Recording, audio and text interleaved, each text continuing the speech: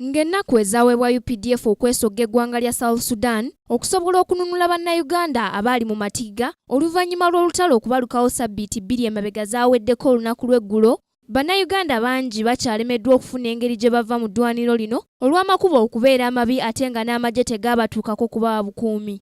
Omu ku bakulira bannayuganda ababadde bakolera e Juba, Eddie Ssejjobe gwe tufunidde ku lukomo lw'essimu okuva e Juba, ategeezezza nti bannayuganda bangi bakyali e South Sudan kubanga amagye ganunulako abo abaali balinaanye ekibuga Juba. Waliwo abaali baagala okuvaayo naye nga bakyali mu bifo ebyewala mu states ez'enjawulo.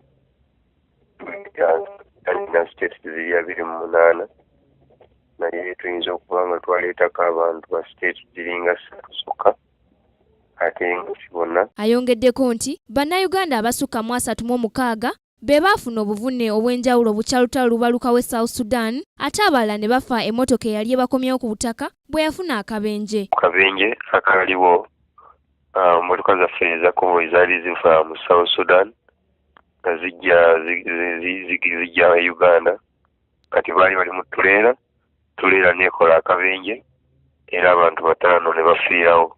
So baafuna obukosefu bali mu ddwaliro eggulu bali abantu 36 abamu baakutuka emikono abamu amagulu gaakutuka balina obufune obw'enjawulo. Wabula ategeezezza nti bo ng'abakulira bannaabwe baakukola buli kisoboka okulaba nga n'abo abakyasigaddeyo baggyibwayo kubanga bangi battiddwa nga bagezaako okweggyayo. Bannayuganda bangi bafiiridde ku makubo nga bagezaako okwenunula bokka na bokka ne bafiira mu makubo ne batatuuka gye babadde bajja.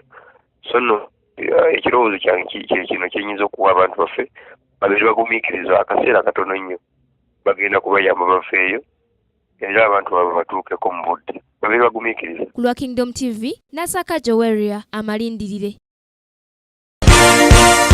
This is Kingdom TV.